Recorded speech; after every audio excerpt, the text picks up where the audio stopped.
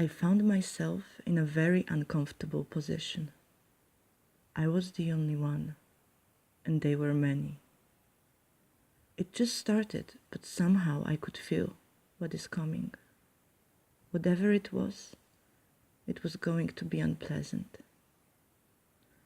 The light was blinding, but there was no sun. You could almost taste the metal and the glass pressing against each other. There was nothing natural about it. Toxic fumes were in the air. One last deep breath before it all will be gone. The end was my only hope. The clock stopped.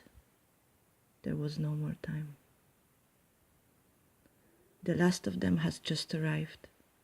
I could feel every single hair on my body, every bone, all the pain of my existence. I was numb. I knew them very well. Separately, I loved them. Together, I hated them.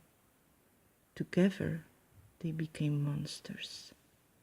My closest monsters and my most distant loved ones. It was the moment when they decided who I am and who I'm supposed to be, and what are the consequences of my actions. It was the only right way for me to be, the only truth, the justice of the oldest. Their mouths were moving so quickly I couldn't keep up with the words coming out. They were not speaking my language, but my being was in their hands. Right here, right now, I was them and they were me. I was the only one, they were many, and they were made of expectations. I wasn't myself anymore. I was a tool, a dream, a project. The visions were served, the new world's order was set up. My future was decided. And then I decided for myself.